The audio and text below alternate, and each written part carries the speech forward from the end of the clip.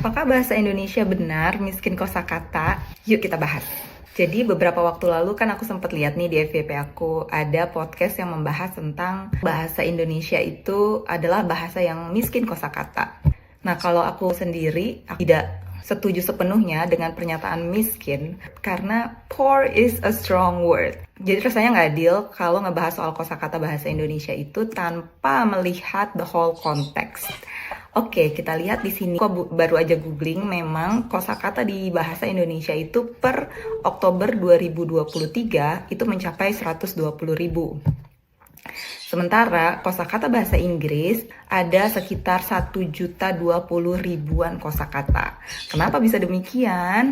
Yang pertama, karena bahasa Inggris adalah termasuk salah satu bahasa tertua di dunia. Sementara bahasa Indonesia itu kan sifatnya bahasa persatuan. Bahasa yang dibentuk sebagai alat komunikasi berbagai macam suku bangsa di Indonesia yang banyak itu dari berbagai macam bahasa daerah disepakati di Sumpah Pemuda untuk memakai satu bahasa, yaitu bahasa Indonesia.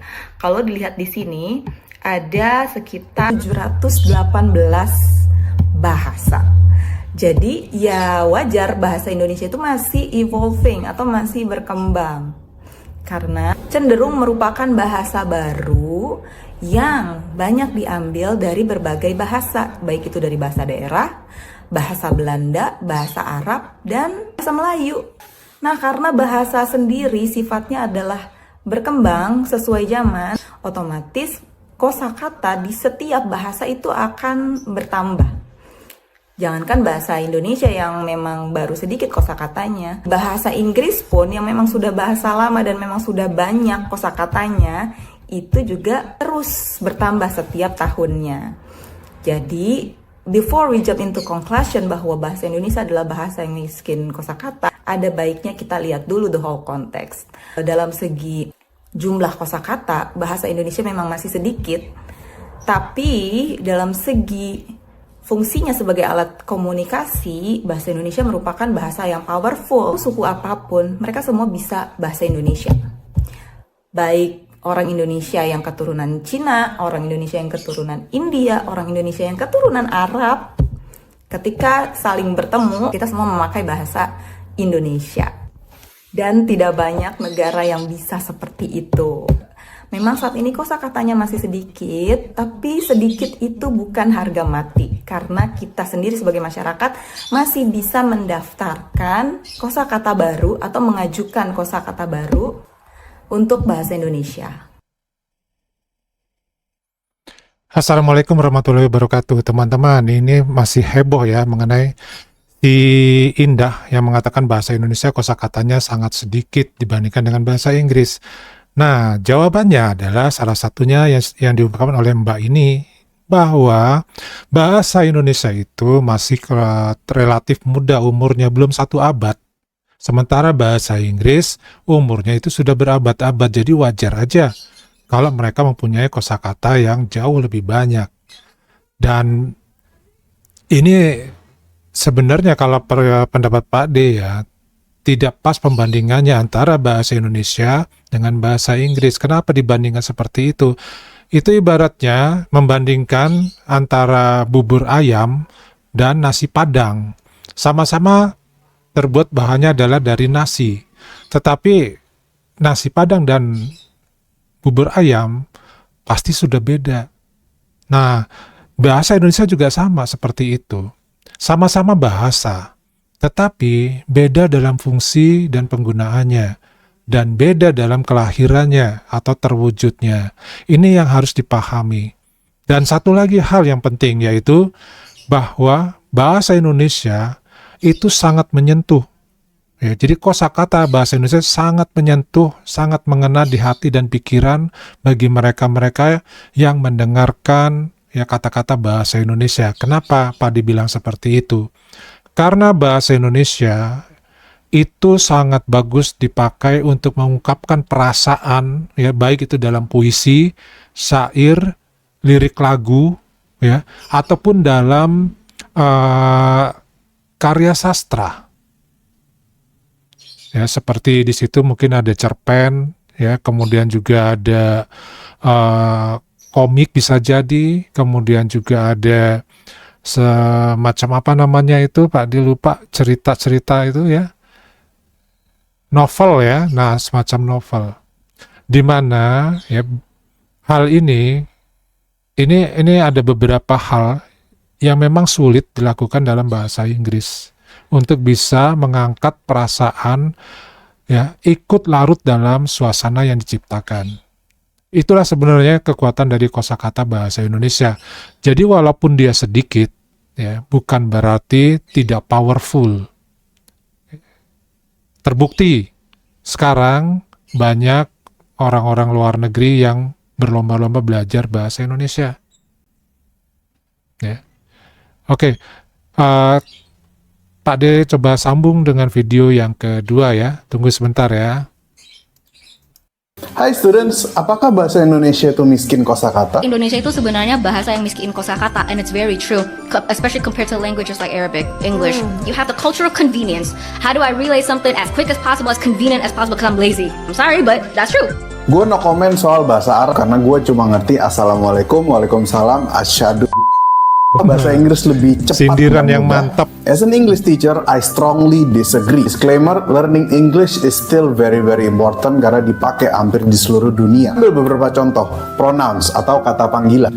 Gue habis nonton podcastnya Joe Rogan. Dia orangnya asik, nggak perlu repot nyari pronoun karena orang tahu Joe Rogan dari namanya aja seorang pria.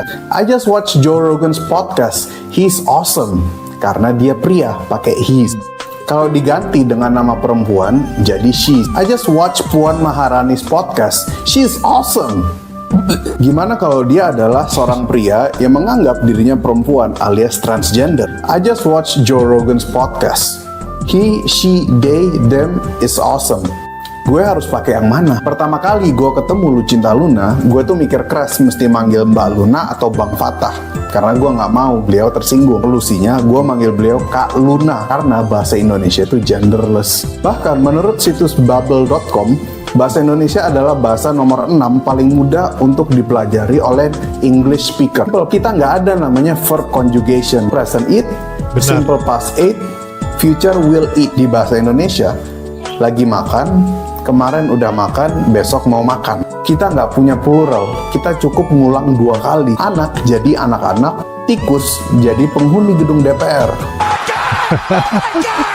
Tikus jadi tikus-tikus, child jadi children, mouse jadi mice. Language is not about banyak-banyakan kosakata, it's about getting your point across. Gue Cina-Cina gini sampai sekarang males gue belajar bahasa Mandarin. Di bahasa Mandarin satu kata bisa mengandung 4 makna, tergantung intonasi nadanya. Dan juga karena mantan gue Cina Medan. Jadi kalau dibilang bahasa Indonesia itu lebih malas, miskin kosakata, gue kurang setuju. Lebih simple, ya. Nah, ini penjelasannya justru lebih jelas lagi ya, membandingkan bahasa Indonesia dengan bahasa Inggris. Kebetulan ini adalah guru bahasa Inggris, ya. Tetapi ya tidak munak-munak juga ya, bahwa penjelasannya memang seperti itu, bahwa bahasa Indonesia itu simpel, tetapi mempunyai kekuatan yang sangat besar. Hal ini tentu menambah ya, bagaimana bahasa Indonesia ini bisa tetap kokoh di jajaran bahasa-bahasa internasional yang memang tidak mudah untuk bisa mendapat pengakuan secara internasional. Inilah yang menjadi kekuatan bahasa Indonesia. Bayangkan, belum 1 abad umurnya bahasa Indonesia itu sudah dikenal secara internasional dan diakui secara internasional. Nah, itu tidak kenapa tidak dijadikan satu nilai tambah. Kemudian kalau misalkan untuk penggunaan dalam komunikasi, orang Indonesia berkomunikasi dengan bahasa Indonesia is fine-fine aja, nggak ada masalah. Tidak ada masalah kekurangan yang namanya kosakata. Kenapa? Ketika kita bercakap dalam keseharian, ngobrol ya, bahasa Indonesia itu yang digunakan adalah bukan bahasa Indonesia baku. Bahasa yang digunakan sudah bercampur dengan bahasa-bahasa daerah, dan bukan berarti dengan bercampurnya dengan bahasa daerah, bahasa Indonesia jadi sulit untuk dipahami. Ternyata enggak kok. Kita paham apa yang dikatakan, kita paham apa yang ditulis, terutama di grup-grup ya dalam medsos, itu juga sering disingkat-singkat kata-katanya, tapi kita paham, dan juga kadang-kadang menggunakan bahasa-bahasa daerah, kita juga paham. Ya. Lalu di mana yang namanya miskin kosakata? Kalau perbandingannya hanya ukuran dari jumlah kosakata di dalam kamus, itu tidak mengena. Ya, kalau perbandingannya hanya seperti itu, jadi perlu belajar lagi untuk bisa mengklaim bahwa bahasa Indonesia miskin kosakata. Kalau masih belum banyak kosakatanya, itu bisa diterima. Oke, kita lanjut lagi ke video ketiga. Bahasa Indonesia itu sebenarnya bahasa yang miskin kosakata, and it's very true. Buat yang bilang bahwa Gimana ya ngomongnya, kalau sebenarnya nggak ada yang salah, nggak ada yang benar juga, tapi tentang gimana kita menyikapi itu. Ya, jadi sebenarnya kalau dalam linguistik itu ada namanya relativitas bahasa atau pencetusnya disebut dengan Liverwort hypothesis. Nah, dia menjelaskan kalau misalnya penggunaan kosakata itu mencerminkan bagaimana kegiatan sosial masyarakat di sana. Jadi kalau misalnya kita menyebut ada padi, ada beras, ada gabah, itu karena mencerminkan sosial masyarakat kita lebih banyak berkecimpung di dunia pertanian. Nah, seperti itu. Nah, kenapa orang luar mengenalnya lebih banyak dengan kentang atau gandum? Karena ya mereka lebih menggunakan itu daripada beras, padi, dan yang lain sebagainya. Kemudian kalau misalnya kita banding-bandingkan seperti itu, di bahasa Perancis itu ada beragam jenis keju. Di Jerman itu ada beragam jenis bir. Kalau misalnya wine itu kita cuma tahu champagne aja. Champagne itu pun juga diambil dari bahasa Perancis. Nah, di bahasa Perancis ada banyak lah, ada anggur putih, anggur merah, kemudian ada sampanye, terus ada yang lain sebagainya.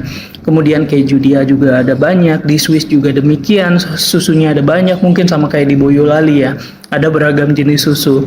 Nah, jadi sebenarnya kosakata-kosakata itu hadir karena kegiatan sosial masyarakat setempat. Nah, bisa juga kita bilang kenapa di Perancis itu lebih banyak mengenal fashion, di Italia juga demikian, dan di sini mungkin nggak begitu. Yaitu tadi alasannya karena ada relativitas bahasa. Mereka lebih berkecimpung di dunia fashion lebih dulu, sehingga dia lebih mengembangkan dunia modis lebih awal daripada di sini gitu. Nah, kira-kira seperti itu. Mungkin lebih lanjut kita akan bahas tentang Liverwort hypothesis. Jadi semoga keributan ini nggak terus berlanjut ya. Voila.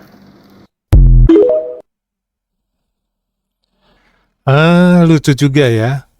Nah, sebenarnya ini bukan semacam keributan, tetapi di sini sebagai pembelajaran bahwa jangan anak-anak muda terutama jangan mudah untuk menjudge ya sesuatu yang berhubungan dengan nasionalisme, padahal ilmunya tidak sampai ke sana.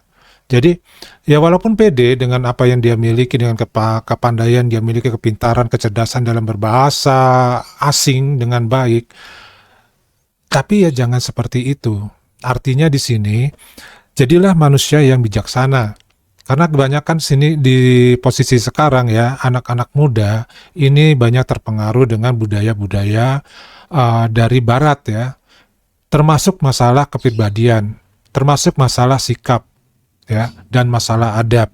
Hal seperti ini menunjukkan bahwa mereka-mereka ini mungkin pendidikannya adalah tidak dalam pendidikan Indonesia atau secara nasional ya. Mungkin mereka pendidikannya atau belajarnya adalah di sekolah-sekolah yang sifatnya sekolah internasional. Jadi di sekolah internasional itu jelas komunikasi sehari-harinya dalam sekolah adalah bahasa Inggris. Kemudian nggak mungkin ya kalau orang Eropa, orang Barat itu cuma menanamkan penggunaan bahasa saja, tapi budaya mereka pun akan dibawa, dan itu sudah terbukti waktu kita dijajah ya, terutama di negara tetangga kita dijajah oleh orang-orang Eropa, orang-orang Inggris ya, maka orang-orang Inggris ini akan menanamkan ya budaya-budaya mereka, yang bagi orang-orang Timur ya itu budayanya memang tidak bisa diterima dengan 100%. Perlu lagi pemahaman, perlu lagi penyaringan. Kenapa? Karena budaya Timur itu kecenderungannya adalah masih menganggap suatu hal yang sakral, yang kuat, yang masalahnya adalah tentang sopan santun, tentang akhlak dan budi pekerti. Termasuk di sini kita kan beragama Islam, di mana di situ pun diwajibkan untuk mengedepankan akhlak. Nah, ini yang menjadi masalah tentunya karena pengaruh dari budaya-budaya dari barat, akibatnya anak-anak muda kita ini cenderung seperti ini, ya. Ya memang itu benar, tetapi cara dari proses penyampaiannya itu jelas ya, tidak mengena dengan sasaran. Kenapa?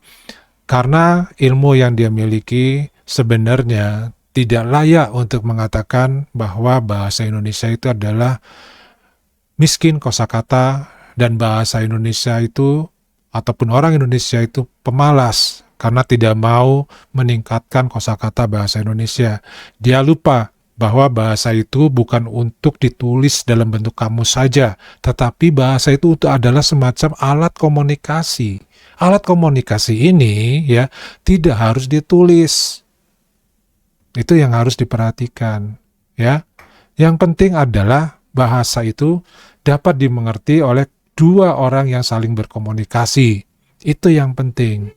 Ketika itu akan disampaikan dalam bentuk suatu narasi, ya gunakanlah bahasa gabungan seperti di bahasa Indonesia. Bahasa Indonesia ini bisa digabungkan dengan bahasa asing ya, bisa digabungkan juga dengan bahasa daerah dan nyatanya fine-fine saja. Nah, bagi teman-teman, bagaimana menurut teman-teman mengenai masalah bahasa Indonesia ini dibilang kosakatanya miskin? Apakah teman-teman sependapat dengan siapa nih? Mbak Indah yang mengatakan seperti itu atau tidak? Silakan tulis di kolom komentar. Dan Pak Ade juga terima kasih sudah menonton video-video Pak Ade dan memberikan komentarnya. Wassalamualaikum warahmatullahi wabarakatuh.